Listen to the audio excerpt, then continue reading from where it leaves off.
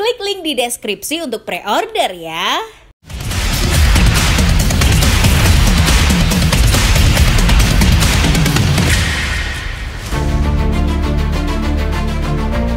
Oleh Romani bersama Dion Marks dan tim Gapens resmi WNI. Romani diproyeksikan untuk tim senior, sementara dua nama lain belum akan masuk ke tim senior. Marks dan Gapens rencananya akan memperkuat timnas Indonesia U23. Kedua pemain itu disiapkan untuk SEA Games 2025, namun tidak menutup kemungkinan keduanya juga akan turun di kualifikasi Piala Asia U23 2026 yang akan ditengarai akan berlangsung bulan September 2025 mendatang. Di lain sisi, pelatih timnas U23 Gerald Vandenberg juga sudah memantau sejumlah pemain bersama Patrick Kluivert. Dengan tambahan dua pemain keturunan baru, akan bagaimana gambaran timnas Indonesia U23 asuhan Gerald Vandenberg? Sebelum kita bahas, jangan lupa subscribe dan nyalakan lonceng notifikasinya agar tidak ketinggalan video terbaru dari Starting Eleven. Sejak memutuskan bekerja di dunia kepelatihan, Vandenberg tidak banyak mengisi posisi sebagai pelatih kepala. Justru ia lebih sering menjadi asisten pelatih. Cukup sulit untuk mengetahui formasi apa yang akan dipakai karena tidak ada riwayatnya. Namun mungkin saja Gerald Vandenberg akan memakai formasi 4-3-3.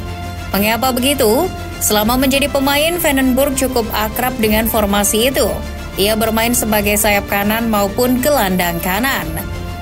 Nah, kita akan mulai dari kiper. Kira-kira siapa kiper yang akan mengisi skuad Vandenberg? Sintayong dulu memakai Hernando Ari Sutariadi.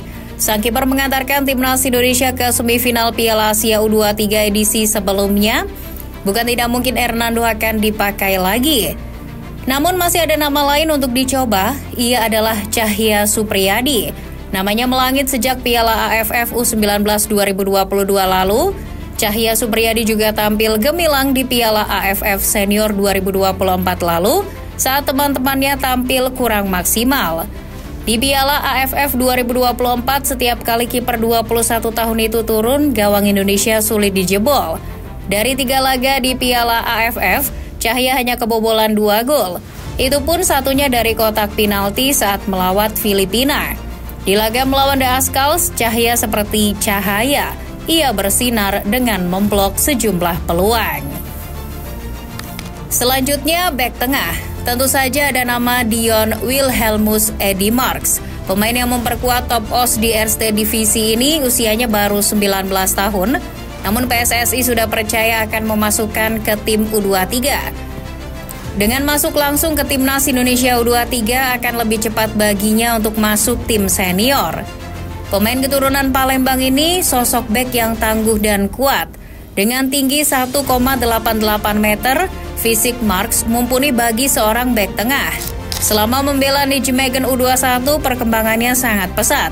Tak mengejutkan jika pada Januari kemarin ia dikontrak oleh tim utama top os. Lalu siapa yang akan menjadi tandem Marks? Sebetulnya Muhammad Ferrari lebih berpengalaman di timnas. Namun penampilan buruknya di Piala AFF kemarin membuatnya diragukan untuk membela tim nasional lagi. Kadek Arel, pemain Bali United mungkin akan lebih cocok menemani Dion Marks. Usia Kadek baru 19 tahun.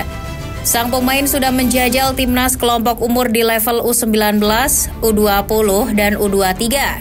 Kadek pernah membawa timnas Indonesia U19 meraih titel Piala AFF keduanya pada 2024 lalu.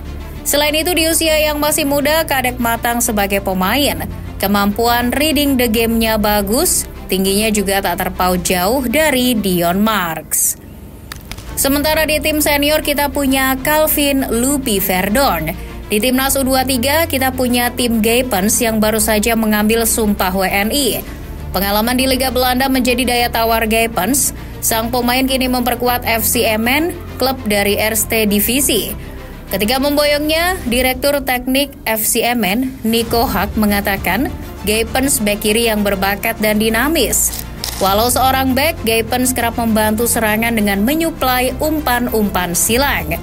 Lewat kemampuan itu, PSSI kepincut untuk membawanya berseragam timnas Indonesia. Hanya saja kalau boleh jujur, Gaypens sebenarnya tidak terlalu bagus. Musim ini Gaypens jarang bermain di FCMN, hanya 12 laga ia lakoni sejauh ini di Eerste Divisi. Kalau saja pelatihnya Patrick Kluivert, mungkin Gaypens tak dipakai. Namun kita tidak tahu apakah Vandenberg punya preferensi yang sama. Kendati begitu, mungkin Gaypens akan tetap dipanggil ke Timnas Indonesia U23. Siapa lagi yang lebih baik darinya? Jika kiri tim Gaypens, siapa yang menempati bek kanan? Opsi bek kanan di Timnas Indonesia U23 sedikit, paling hanya Fajar Faturrahman yang lumayan.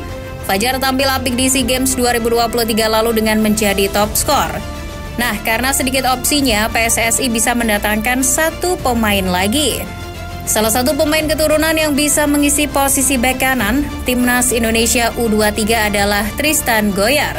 Pemain tangguh milik Ajax Amsterdam ini memberi kode bergabung Timnas Indonesia. Kebetulan pemain keturunan Maluku ini juga mantan anak didik Gerald Vandenberg, tepatnya ketika menjadi pelatih teknik tim muda Ajax. Dalam formasi 4-3-3 akan ada 3 gelandang di lini tengah. Kalau di tim senior kita mudah menebak siapa mereka. Tapi bagaimana di Timnas U23? Salah satu posnya mungkin akan diisi oleh Ivar Jenner.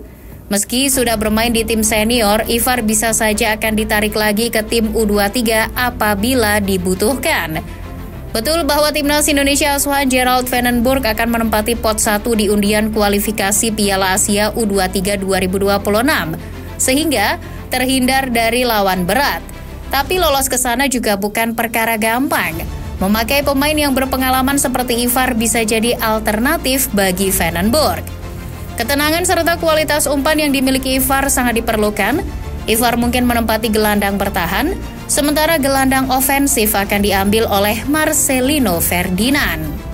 Marceng memang sudah bermain di level senior, tapi di usia yang masih 20 tahun ia masih bisa memperkuat Timnas U23.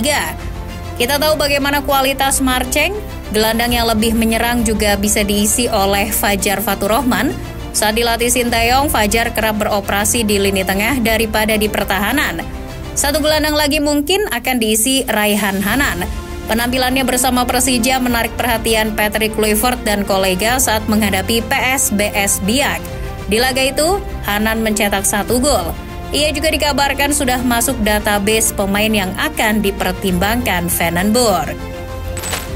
Beranjak ke posisi terdepan, di posisi sayap kiri, Vandenberg kebanyakan opsi, mulai dari Doni Tripamungkas, Rafael Strijk, hingga Adrian Wibowo. Di antara mereka, Adrian Wibowo menjadi yang cukup menarik. Meski PSSI belum bergerak membujuknya, Wibowo ini pemain yang cukup tajam dan beringas sebagai sayap. Ia produktif mencetak gol selama bermain di MLS Next Pro bersama Los Angeles FC 2. Mungkin PSSI masih akan mempercayakan pemain yang ada seperti Doni maupun Strijk daripada mempertimbangkan Wibowo. Padahal dari segi menit bermain, Wibowo lebih baik dari El Clemar. Sayap kiri ada 3 opsi, bagaimana dengan sayap kanan? Doni Tri bisa mengisi sayap kanan Timnas Indonesia U23, tapi ada satu nama lagi yang menarik untuk dipanggil, ia adalah Yardan Yafi, pemain Persita Tangerang. CEO Persita Ahmad Zaki bahkan telah merekomendasikan pemainnya itu ke Patrick Kluivert. Kabarnya Kluivert juga kepincut dengan Yardan, tapi ia mungkin akan bergabung ke Timnas U23 asuhan Vandenberg, mengingat usianya masih 21 tahun. Di tim senior kita mungkin kekurangan penyerang ganas, tapi di kelompok umur kita punya Jens Revan. Pemain yang masih berusia 19 tahun itu menjadi andalan di Timnas Indonesia U20. Pemain yang satu ini telah mencetak 7 gol dari 12 pertandingannya bersama Timnas kelompok umur.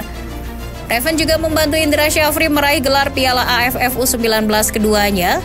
Setelah tahu Patrick Kluivert yang melatih Timnas Indonesia, Revan ingin segera bergabung. Revan pun memuji Kluivert agar dilirik, namun untuk masuk ke tim senior agaknya terlalu jauh. Jens Revan bisa memulai dari Timnas Indonesia U23 terlebih dahulu. Di bawah asuhan Gerald Vandenberg, Revan akan dipoles menjadi lebih baik lagi. Well, dengan skuad begini, bisakah Indonesia kembali raih medali emas SEA Games dan lolos ke Piala Asia U23?